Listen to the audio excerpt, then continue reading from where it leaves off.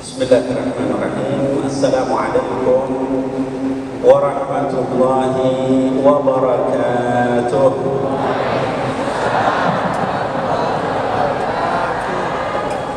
Kayaknya suaranya lebih banyak ibu-ibunya daripada bapak-bapak. Saya ulangi. Assalamualaikum warahmatullahi wabarakatuh.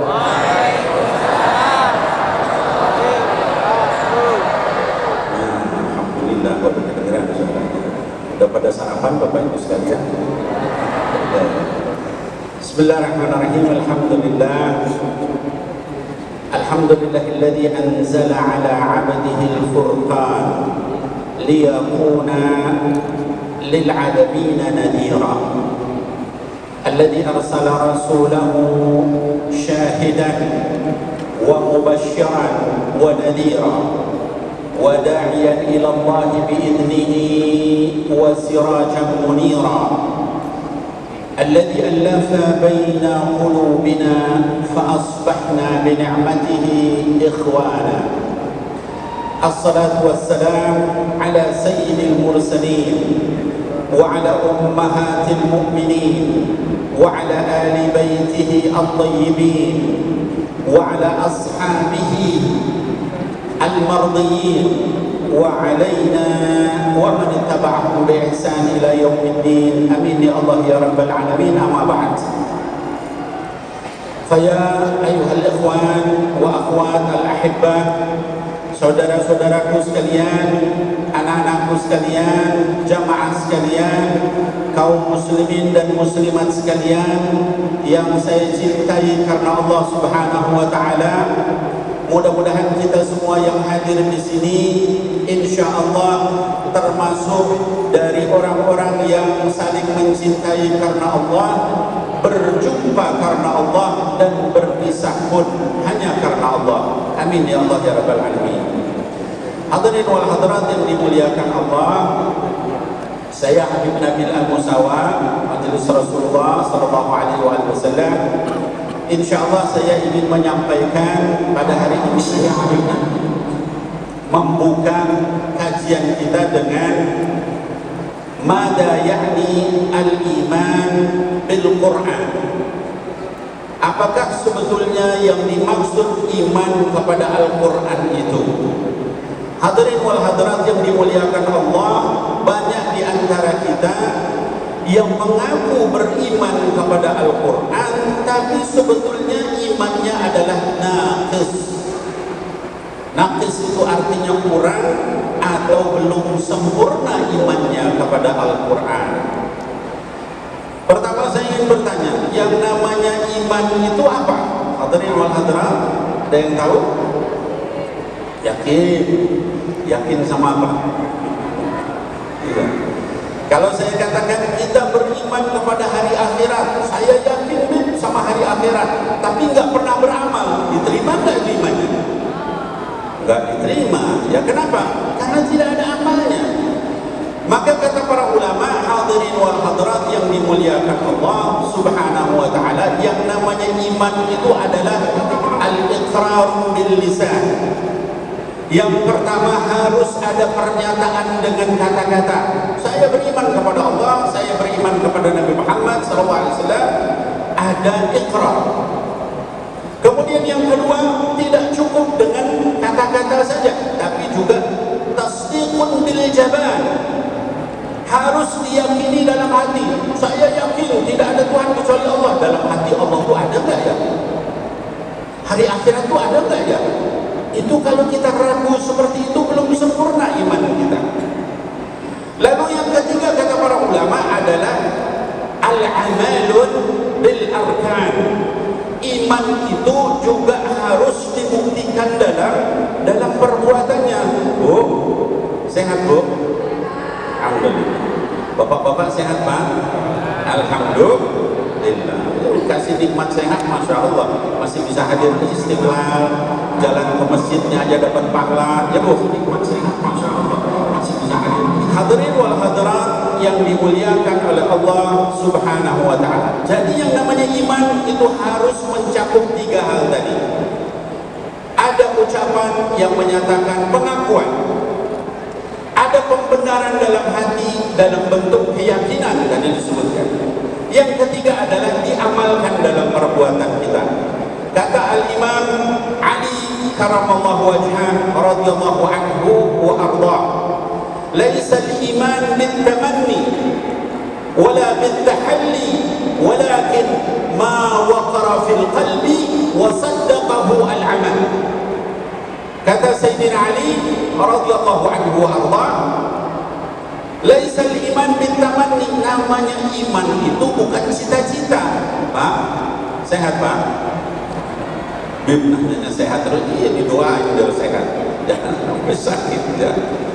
Kata Sayyidina Ali, ibu-ibu sekalian, iman itu bukan cita-cita. Nanti saya kalau udah tua, saya mau ngajinya 1 juz sehari. Kalau sekarang 1 halaman aja, itu bukan begitu. Namanya iman. Ya, iman itu betul-betul dilaksanakan, bukan cita-cita. Wala bitahalli, bukan juga khayalan. Ah, saya gini ahli maksiat juga, Allah kan maha pengasih maha penyayang, nanti diampunin sama Allah. Ya Bu? Betul nggak gitu Bu? Ya bukan kita insya Allah yang seperti itu ya. Jadi iman itu bukan juga cita-cita, bukan khayalan, tapi ma waqara fil qalbi, apa yang diyakini dalam hati, wa saddaqahu al-amal, dan dilaksanakan dalam perbuatan. Hadirin wal hadirat, kita kembali kepada iman bil Quran. Sebelum saya menjelaskan tentang makna iman kepada Al-Quran itu apa, saya ingin menjelaskan Bapak Ibu sekalian, para odojers, ya, sebutannya odojers, ya, one day, one juice, orang-orangnya, odojers, ya. Sebelum kita mengetahui iman kepada Al-Quran, saya ingin sampaikan apa bahayanya ketika kita tidak beriman secara benar kepada Al-Quran. Apa bahayanya kalau kita nggak imannya benar sama Quran? Kata Allah Subhanahu wa Ta'ala, orang yang imannya tidak benar kepada Al-Quran itu mendapatkan beberapa macam azab sekaligus. Apa saja baik azabnya? Yang pertama, kata Allah Subhanahu wa Ta'ala, diberikan kehidupan yang berat dan sempit ketika di dunia, dan nanti dikumpulkan di hari mahsyar dalam keadaan buta. Ibu-ibu sekalian, kita bisa melihat Bu? Bisa melihat nggak? Bisa melihat Habib, bisa melihat ini juga bisa ya. Bagaimana kalau kita di akhirat dikumpulkan dalam keadaan buta, nggak bisa melihat? Na'udzubillah, tsumma na'udzubillah. Kata Allah Subhanahu wa Ta'ala, barang siapa yang tidak benar imannya kepada Quran, itu dikasih 2 azab. Ya, dalam satu ayat, yaitu di surah Toha, surah ke-20 ayat ke-124. A'udzubillahi minasyaitonir rajim. Wa man a'rada 'an dzikri fa inna lahu ma'ishatan dhanka wa nahsyuruhu yawmal qiyamati a'ma. Qala rabbi lima hashartani a'ma wa qad kuntu basira. قال كذلك آتتك آياتنا فنسيتها وكذلك اليوم تنسى. صدق الله. Kata Allah Subhanahu wa Ta'ala, wa man a'rada 'an dzikri, dan barang siapa yang berpaling dari Al-Quran. Dzikr itu salah satu nama Al-Quran. Barang siapa yang berpaling dari Al-Quran ini, fa inna lahu ma'isyatan dhanka, sungguh-sungguh benar-benar akan kami buat hidup mereka itu sulit dan sempit di dunia. Tapi banyak orang yang melupakan Quran tapi kaya. Iya kaya tapi nggak barokah. Uangnya habis terus, bisnisnya juga nggak cukup, kebutuhannya terus bertambah, anaknya sakit, istrinya sakit, suaminya sakit, terus-menerus diberikan sama Allah ma'isyatan dhanka, kehidupan yang berat dan sempit. Wa nahsyuruhu yaumal qiyamati a'ma, dan nanti di hari mahsyar saat dikumpulkan seluruh manusia, mereka dikumpulkan dalam keadaan buta, a'ma. Lalu mengangkat tangannya sama Allah Subhanahu wa taala. Qala rabbi lima hasyartani a'ma wa qad kuntu basira. Ya Allah, kenapa Engkau kumpulkan kami ini dalam keadaan buta? Padahal dulu di dunia kami bisa melihat dengan baik. Qala kadzalika atatka ayatuna. Begitulah di dunia datang kepada kamu Al-Qur'an. Fanasitaha, kamu lupakan Quran. Gak sempat ya Allah sibuk, gak sempat ya Allah saya lagi banyak pekerjaan, gak sempat ya Allah saya lagi banyak pelajaran, gak sempat ya Allah saya lagi banyak tugas. Wa kadzalika al-yawma tunsa. Maka hari ini kata Allah, giliran kamu aku lupakan. La haula wala quwata illa billah. Hadirin wal hadirat, mau enggak kita dilupain sama Allah? Kalau sudah Allah melupakan kita, siapa lagi yang mau ngurusin kita? Siapa lagi yang mau peduli sama kita? Nah, itu orang yang lupa sama Quran, meninggalkan Quran, tidak sempurna imannya kepada Quran di dunia, maka dikasih kehidupan yang berat dan juga nanti di akhirat dikumpulkan dalam keadaan buta. Ini azab yang pertama. Berapa banyak azabnya? Banyak. Dalam ayat yang lain kata Allah Subhanahu wa taala, bukan hanya kehidupannya yang berat dan sempit dan juga nanti buta, hatinya pun selalu galau. Anak-anak muda, anak-anakku sekalian, ada yang masih muda sini, acungkan tangannya. Ngacungnya pendek-pendek, takut dibilang bermutu, bermuka tua. Masih muda semua lah insya Allah, saya yang udah tua ya. Hadirin wal hadirat, kata Allah Subhanahu wa taala, orang yang jauh dari Quran, ibu-ibu sekalian, anak-anakku sekalian, para kaum muslimin sekalian, bapak-bapak sekalian, itu akan diberikan kehidupan yang stres, galau, frustasi, masalah demi masalah gak selesai di dalam hatinya. Di mana Allah bilang itu? Kata Allah Subhanahu wa taala di dalam Al-Qur'an di surah yang ke-6, surah Al-An'am, ayat yang ke-125. Allah Subhanahu wa taala menyebutkan, "Wa may yurid ay yudillahu yaj'al sadrahu dayyiqan harajan ka'annama yas'adu fis sama." Ini ayat ini Bapak Ibu sekalian bicara tentang dua orang sahabat. Ya, di dalam kitab Al-Asbab An-Nuzul dikatakan ada dua orang sahabat. Yang satu namanya adalah Amr ibn al-Khattab atau juga disebut Umar ibn al-Khattab. Yang kedua adalah Amr bin Hisham atau Abu Jahal. Yang satu Amr ibn al-Khattab atau Umar ibn al-Khattab itu menerima Al-Quran. Ketika dibacakan, dia terus terpengaruh hatinya, terus dia ikut Quran. Yang kedua adalah Amr bin Hisham, yaitu Abu Jahal. Ketika dengar Quran dia malah kemudian menjauh. Lalu Allah menyebutkan, wa may yurid ayyahdiyahu yashrah sadrahu lil Islam. Barang siapa yang Allah ingin diberi hidayah hatinya, maka dilapangkan hatinya memeluk Islam, yaitu Amr bin Khattab atau Umar bin Khattab. Wa may yurid ayyudillahu, dan barang siapa yang Allah inginkan sesat, yaj'al sadrahu dayyiqan haraja ka'annama yas'adu fis sama. Dijadikan hatinya itu sempit, galau, frustasi, stres, gelisah, seperti orang yang mendaki ke langit. Hadirin wal hadirat yang dimuliakan Allah, apa mukjizat dari ayat ini? Saya mau nanya sama Bapak Ibu sekalian, siapa yang pernah umroh? Cungkan tangan. Macuri jangan kecil-kecil, ada pernah umroh banyak ya. Bagi yang pernah umroh atau haji, saya ingin bertanya, di Makkah Madinah itu ada nggak gunung yang tinggi? Ada nggak? Bu? Ragu-ragu ya. Ayatnya ada, kayaknya nggak ada. Di Makkah Madinah itu tidak ada gunung yang tinggi. Jabal Nur, ya, Jabal Rahmah, ya, lain-lainnya itu bukit, ibu-ibu sekalian, bapak-bapak sekalian, itu bukit, bukan gunung. Tapi ayat ini kata Allah apa? Yaj'al sadrahu dayyiqan harajan ka'annama yas'adu fis sama. Allah akan jadikan hatinya itu sempit, sesak, seperti orang yang mendaki ke langit.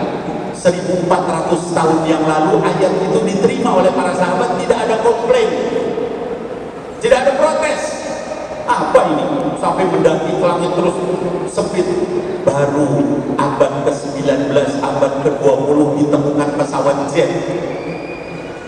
Kemudian orang naik pesawat jet itu semakin tinggi, di atas ketinggian 10.000 meter, itu nafas kita terasa sempit, sesak. Maha benar Allah dengan segala firman-Nya. Allah tidak katakan ketika kamu naik gunung, tidak. Ka'annama yas'adu fis sama', seperti ketika kamu nanti mendaki ke langit. Allahumma shalli ala sayyidina Muhammad. Hadirin wal hadirat yang dimuliakan Allah, maha benar Allah dengan segala firman-Nya, seolah-olah dikatakan dalam ayat itu nanti sekian ribu tahun kemudian kamu akan membuat pesawat, kamu naik sampai ketinggian 10.000 kaki, bahkan di atas itu, kemudian dadamu sempit, kamu harus pakai oksigen. Ayat itu bicara begitu ya, tentang nasib orang yang jauh dari Al-Qur'an. Mau nggak ibu-ibu sekalian hati kita sempit, galau terus? Mau nggak, Bu? Bapak-bapak, adik-adik sekalian mau nggak? Mau, ngapain? Ya. Nah, oleh sebab itu jangan kita jauh dari Al-Quran. Maka kalau odoj ini sungguh-sungguh baca Quran sering-sering, tadi dikatakan ada yang 1 juz sehari, ada yang setengah juz sehari, ada yang 1/4 juz sehari, ada yang 1 halaman sehari. Jangan pernah ditinggalin itu, supaya hidup kita tidak galau, stres, frustasi dan macam-macam yang tadi disebutkan oleh Allah di surah Al-An'am. Ya. Dan ada lagi ke azabnya, ada. Mau tahu? Mau. Yang berikutnya kata Allah Subhanahu wa taala, orang yang jauh dari Al-Qur'an itu akan menjadi musuh para nabi. Inna lillahi wa inna ilaihi. Bu, ada yang mau jadi musuh para nabi, Bu? Kalau kita jadi musuh orang biasa aja udah pusing kita, apalagi jadi musuh para nabi. La ilaha illallah, gak bakalan selamat. Kata Allah Subhanahu wa taala di surah Al-Furqan, surah ke-25 ayat ke-30, dikatakan di situ Allah Subhanahu wa taala berfirman, jazakallahu khairan. Kata Allah Subhanahu wa taala, wa idh qala ar-rasul ya rabbi inna qaumi ittakhadhu hadzal qur'ana mahjura. Dan ingatlah ketika di hari kiamat nanti para nabi itu akan berkata, ya Allah, umatku sudah menjadikan Quran itu sesuatu yang ditinggalkan, mahjura. Ya, hijrah dari Quran, menjauh dari Quran, lari dari Quran. Apa ketika Rasul berdoa begitu? Apa kata Allah? Wa kadzalika ja'alna likulli nabiyyin aduwwan minal mujrimin. Demikianlah kami jadikan bagi setiap nabi itu musuh-musuh, yaitu orang yang berdosa. Nanti kita jadi musuhnya para nabi. La haula wala quwwata illa billah. Ya. Hadirin wal hadirat, itu bahayanya kalau kita jauh dari Al-Qur'an.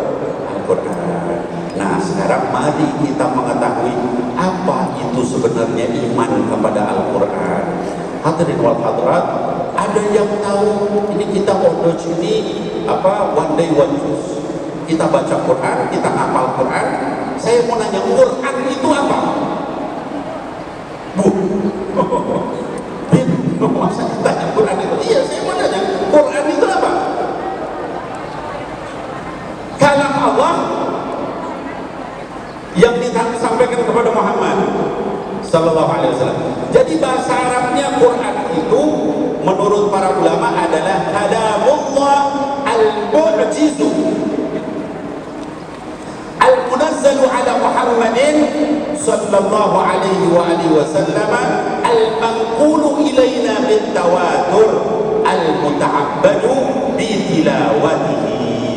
Itu definisinya Al-Quran. Ya. Ada yang tahu maknanya? Tahu semua kalau ada cuma insyaallah. Amin. Ya. Saya sebutkan. Kalamullah artinya adalah firman Allah. Quran itu adalah firman Allah. Kalamullah. Al-mu'jizu yang merupakan mukjizat. Ada nggak firman Allah yang bukan mukjizat? Ada. Namanya adalah hadis qudsi. Itu isinya dari Allah, tapi redaksinya dari Nabi Muhammad sallallahu alaihi wasallam. Hadis qudsi, ya. Dan itu bukan mukjizat. Yang mukjizat adalah kalamullah Al-Quran yang semuanya dari Allah. Al-munazzalu ala Muhammadin sallallahu alaihi wasallam, dan diturunkan kepada Nabi Muhammad sallallahu alaihi wasallam. Ada enggak firman Allah yang diturunkan kepada selain Nabi Muhammad sallallahu alaihi wasallam? Ada, ya. Ada Taurat, ada Zabur, ada Injil, ada bingung. Suhuf Ibrahim, Suhuf Musa, dan lain-lain, ya. Jadi itu yang diturunkan kepada nabi yang lain, ya. Al-munazzalu ala Muhammadin sallallahu alaihi wasallam, al-manqulu ilaina bitawatur, sampai kepada kita secara mutawatir. Jadi Bapak Ibu sekalian, kalau yang ingin tahu, Quran itu sampai kepada kita melalui setiap tingkat sanadnya lebih dari 60 orang. Lebih dari 60 orang sahabat, lebih dari 60 orang tabi'in, lebih dari 60 orang tabi'in, nggak mungkin bohong, ya. Saking banyaknya periwayatannya, ya. Jadi kalau kita misalnya, kenapa sih ada surat misalnya Nun wal qalami wa ma yasturun, atau Qaf, ya, wal Qur'anil Majid, itu kenapa kayak begitu? Itu diriwayatkan lebih dari 60 orang sahabat, 60 orang tabi'in, terus bahkan sampai ratusan para sahabat, nggak mungkin bohong. Jadi jangan kemudian kita mempertanyakan, ya. Maqulu ilaina bitawatur al-muta'abbadu bi tilawatihi, dan merupakan ibadah dengan membacanya. Hadirin wal hadirat, saya ingin bahas yang pertama, kalamullah. Quran itu adalah firman Allah. Bapak Ibu sekalian, para audiens yang dimuliakan Allah Subhanahu wa taala, mungkin bagi kita sekalian, kita anggap baca Quran itu biasa. Saya ingin sampaikan bagaimana kalau Al-Quran itu diturunkan, dibacakan kepada selain manusia. Allah Subhanahu wa taala berfirman di dalam surah, misalnya salah satunya surah ke-59 ayat ke-21, surah Al-Hasyr ayat ke-21. Di situ Allah katakan kalau Al-Quran itu diturunkan, dibacakan kepada gunung. Lau anzalna hadzal Qur'ana 'ala jabalin lara'aitahu khashi'an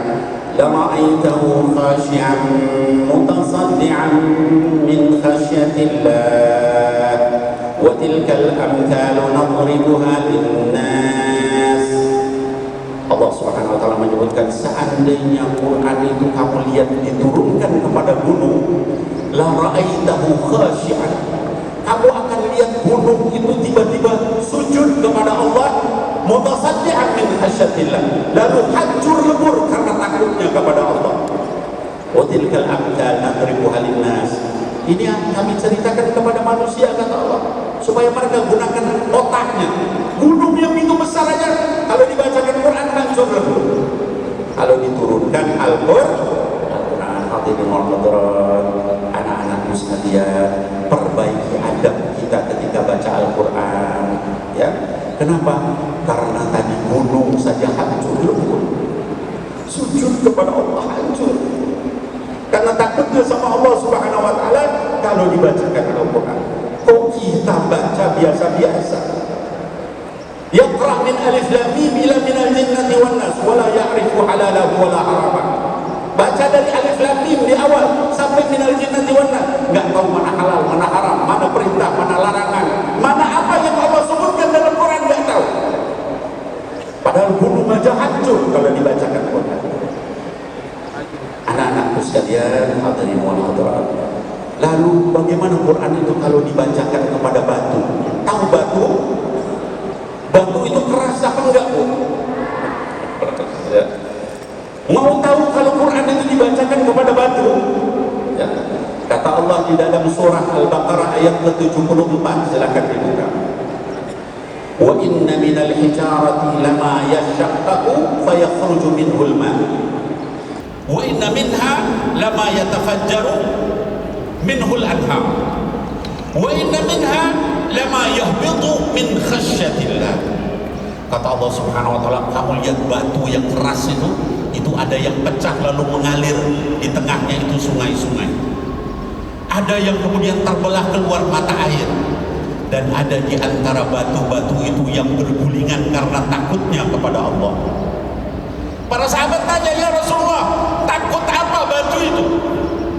Kata baginda Rasulullah SAW ketika turun ayat, ya ayyuhalladzina amanu qu anfusakum wa ahlikum nara wa quluhan nas wal hijara. Ketika turun ayat itu, batu-batu itu takut bergulingan. Wahai orang beriman, jaga dirimu dan keluargamu dari api neraka yang bahan bakarnya manusia dan batu. Sediakan bagi orang-orang yang ingkar kepada Allah. Ketika ayat itu turun, batu-batu itu bergulingan, takut sama Allah karena mau dijadikan bahan bakar api neraka. Wah, kita yang baca terus setiap hari enggak kemudian terpengaruh. Hadirin wal hadirat, apa kita lebih keras dari batu? Na'udzubillah, cuma na'udzubillah. Jaga adab kita ketika kita baca Quran, kita tahu ini luar biasa, ya.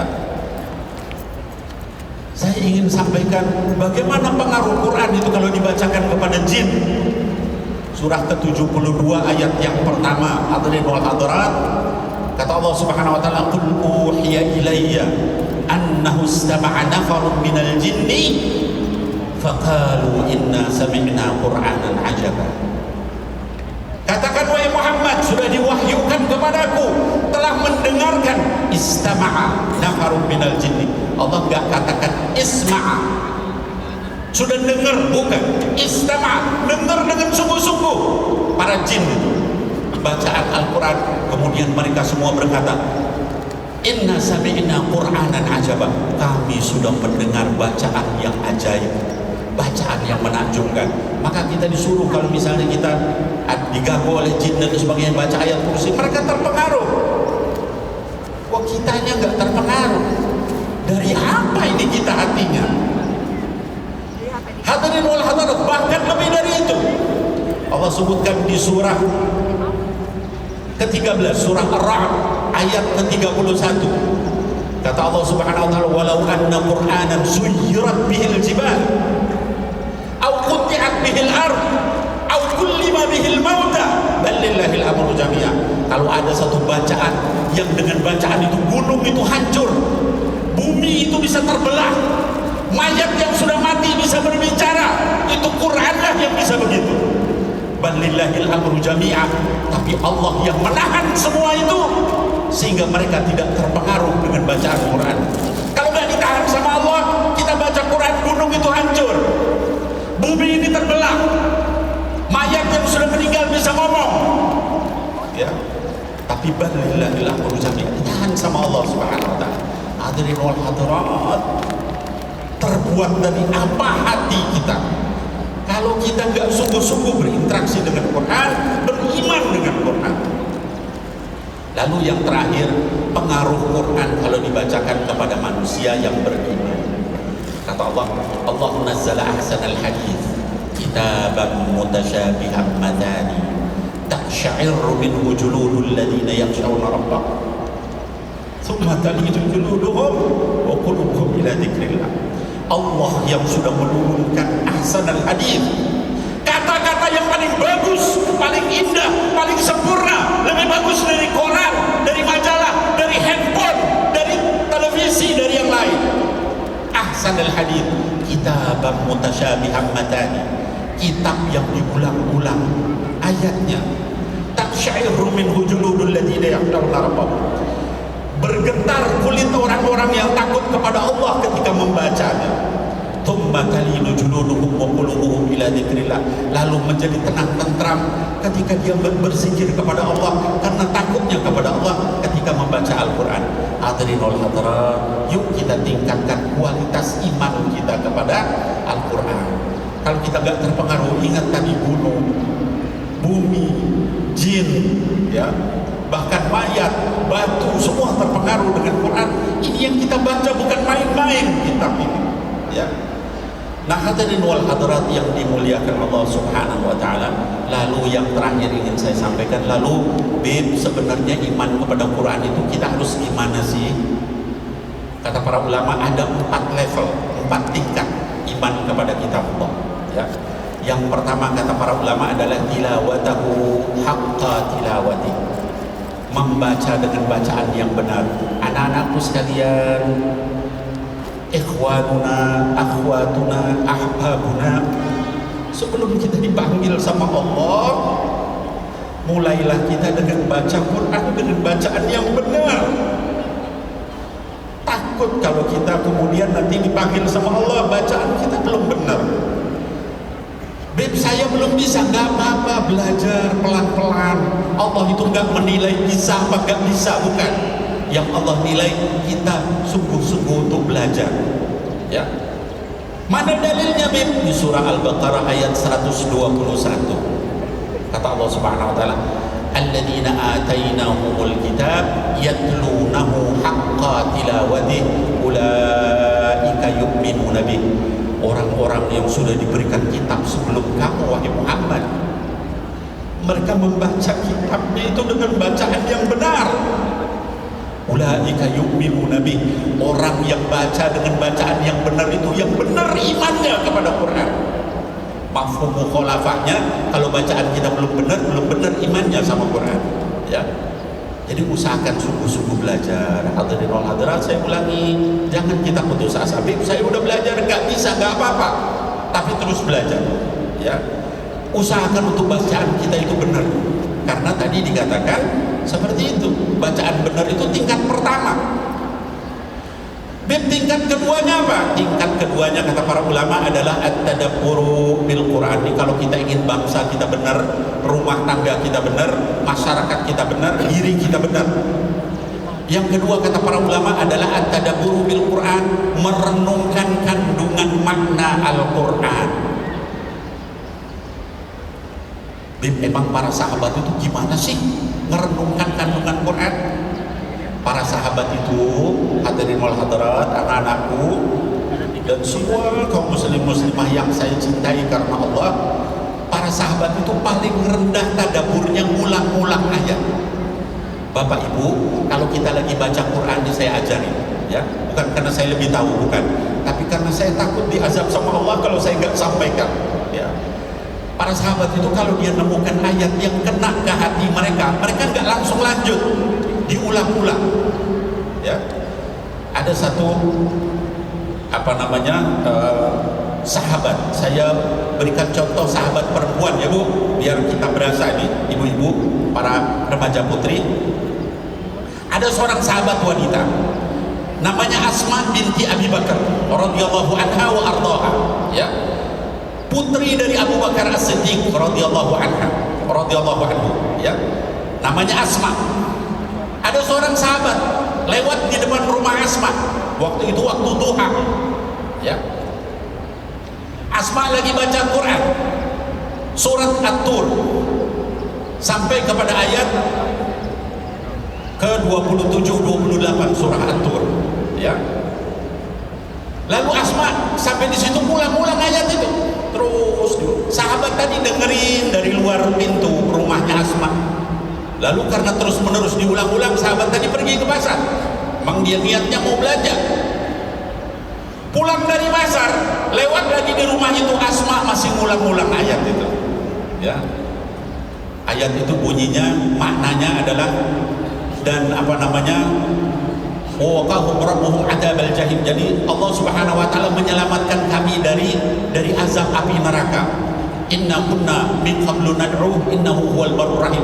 Kami itu di dunia selalu minta dijauhkan dari azab api neraka. Maka pada hari ini Allah menyelamatkan kami dari azab api neraka. Sama Asma diulang-ulang. Kenapa? Ingetin dirinya. Kalau mau selamat nanti di akhirat, itu di dunia minta supaya dijaga dari api neraka. Jangan sampai kita disentuh api neraka. Itu diulang sampai sekian lama. Tingkat yang lebih tinggi dari itu adalah sampai badannya terpengaruh. Sayyidina Umar bin Khattab, ya, sahabat besar, orang kedua dari Khulafaur Rasyidin, dalam satu kesempatan beliau sedang malam hari melihat rakyatnya, umatnya, ini bicara bangsa dan negara. Sang presiden ini keliling melihat rakyat yang belum makan.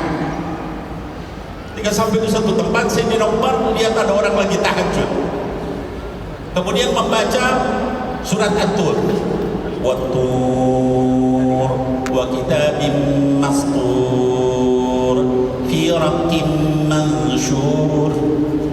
Itu Umar dengerin sampai kepada ayat 7 dan 8. Inna adaba rabbika lawaqi' ma lahu min dafi'. Umar itu gemetar, terus jatuh duduk, terus dia bilang, qasam wa inna wa'dallahi haq. Itu adalah sumpah Allah, dan sumpah Allah itu pasti terjadi. Apa ayat 7 dan 8 itu, hadirin wal hadirat? Yaitu firman Allah, inna adaba rabbika lawaqi'. Sesungguhnya azab Allah itu sungguh-sungguh pasti terjadi. Malahu min dafi'. Enggak ada seorang pun yang bisa menolaknya. Umar lemes, jatuh. Hadirin wal hadirat, kalau seorang Umar bin Al-Khattab aja begitu takutnya sama azab Allah, apalagi kita. Mana kita nggak ada jaminan kita masuk surga? Sementara para sahabat itu sudah dikatakan radhiyallahu anhum, diampuni dosa, diridhoi sama Allah dalam keadaan masih hidup. Kita belum dijamin, tapi baca ayat tentang neraka lewat aja, cengenges sengenges saja, ketawa ketiwi aja. La haula wala quwata illa billah. Harusnya kita seperti itu. Tingkat paling tinggi dari tadabbur adalah tadabburnya Sayyidina Muhammad sallallahu alaihi wasallam. Oh, enggak ada yang mampu. Bagaimana tadabburnya Sayyidina Muhammad? Dalam satu kesempatan, pembantunya beliau Sayyidina Anas bin Malik radhiyallahu anhu wa ardhah lagi nyisirin rambut Nabi Muhammad. Pembantunya beliau lagi nyisirin rambut, tiba-tiba melihat ada uban di rambutnya Rasulullah sallallahu alaihi wasallam. Kemudian beliau bilang, "Syayabatka ya Rasulullah." Wahai Rasulullah, Anda sekarang beruban. Apa jawab Nabi Muhammad sallallahu alaihi wasallam? Ibu-ibu sekalian, bapak-bapak sekalian, kata Rasul sallallahu alaihi wasallam, "Na'am, syayabatni hudan wal waqi'ah wa amma yatasaalu wa idza syamsu kuwirat." Yang bikin saya beruban ini surat Hud, surat Al-Waqi'ah, amma yatasaalu dan idza syamsu kuwirat. Rasul aja sampai beruban ketika turun ayat-ayat itu. Lah kita nyantai aja baca Quran. Bagaimana iman kita sama Quran? Ya, hadirin wal hadirat, saya nggak bisa seperti itu. Nggak apa-apa. Yang penting kalau ada ayat yang kena itu jangan kita lewat. Saya ingin cerita suatu kesempatan. Saya waktu itu belum seperti sekarang, belum terkenal, belum diundang seperti ini. Saya waktu itu tidur dari masjid ke masjid. Saya pernah mengalami masa sulit. Saya makan, Bapak Ibu sekalian tahu bala-bala, bakwan itu. Saya makan bakwan pagi satu, siang satu, malam satu tanpa nasi, saking nggak punya apa-apa. Dulu zaman saya masih muda, saya nginap dari masjid ke masjid, makan seperti itu. Lalu dakwah juga dikasih sama orang ala kadarnya. Zaman itu ya tahun 1995-an gitu, 93, 94, 95. Dikasih ala kadarnya, hidup sehidup-hidupnya. Nginep dari masjid ke masjid karena nggak punya uang. Makan bakwan 3 biji sehari harus cukup tanpa nasi. Dalam keadaan capek, dakwah, susah, malam saya bangun tahajud, siang kadang puasa karena nggak punya makanan. Terus saya bilang sama Allah, berdoa, ya Allah, hidup saya ini susah-susah amat. Kalau seperti ini matikan saja saya ya Allah. Doanya waktu itu, karena terasa berat sekali. Terus akhirnya waktu itu sore hari, kemudian maghrib saya berbuka, terus sholat maghrib di salah satu masjid di Bogor. Imamnya kebetulan baca ayat ini. Dia baca begini, wala tahinu wala tahzanu wa antumul a'launa in kuntum mu'minin yamsaskum qarhun faqad massal qauma qarhun mithluh Watilkal ayyamu nudawiluha bainan nas. Itu air mata saya nggak berhenti. Sambil saya jadi makmum itu nangis nggak berhenti. Apa makna ayat itu Bapak Ibu sekalian, anak-anakku sekalian? Kata Allah Subhanahu wa taala, "Wala tahinu wala tahzanu." Jangan kamu merasa sedih, jangan kamu merasa hina. Wa antumul a'launa in kuntum mu'minin. Kamu itu yang paling tinggi nanti di akhirat kalau kamu benar beriman. Iyam saskum karhun. Kalau kamu sekarang ditimpa masalah, musibah, bencana, kemiskinan, kelaparan, gak punya duit, maka orang-orang yang kafir itu juga ditimpa musibah juga seperti kamu. Tapi kamu berharap surga, mereka gak bisa masuk surga. Ketika mendengar ayat itu saya nangis terus dalam hati saya bilang, roti itu ya Rabbi, saya ridho ya Allah, saya ridho. Seolah-olah ayat itu negur saya. Tapi kalau kita nggak ngerti bahasa Arab, gimana kita bisa paham? Nah, jadi Bapak Ibu sekalian, kalau kita belum bisa bahasa Arab, maka saya dulu dikasih tahu sama guru ngaji saya, kalau kita baca Quran itu satu halaman, itu nanti ada satu ayat yang kita baca terjemahannya. Ya. Lalu baru lewat halaman berikutnya satu ayat lagi terjemahnya baca. Supaya apa? Supaya kita punya kemampuan tadabbur. Itu namanya tadabbur. Tadabbur itu merenungkan kandungan maknanya. Ya. Jangan ayat lewat aja sampai habis. Bib, saya 10 juz sehari baca Quran. Ma yustafad minkum minhu. Ya, apa yang diambil dari situ? Gak tahu Bib, pokoknya enak aja. Jangan ya, baca apa terjemahnya, apa yang Allah inginkan dari saya. Ya Allah, saya ini cuma makhluk lemah, apa yang Kau inginkan saya sami'na wa ata'na. Itu tadabbur ya. Kemudian kata para ulama yang berikutnya adalah yang disebut dengan al-iman bimuhkamihi wa mutasyabihi. Jadi tadi derajat pertama apa? Ngetes saja nih, tidur apa enggak. Yang pertama apa tadi? Membaca dengan bacaan yang benar. Yang kedua, merenungkan kandungannya. Yang ketiga, mengimani ayat Quran itu baik yang muhkamat, yang hukum maupun mutasyabihat, yang tidak jelas. Apa maksudnya, Bib? Maksudnya misalnya kalau di dalam Quran itu ada ayat tentang kewajiban kita menutup aurat. Jangan kemudian kita menolak ayat itu. Itu beriman. Itu derajat ketiga. Jangan kita pilah-pilah Quran, ini yang sesuai dengan saya, ini yang gak sesuai dengan saya. Kalau seperti itu kita tidak akan selamat. Nah, yang terakhir kata para ulama adalah melaksanakan Quran dalam kehidupan kita.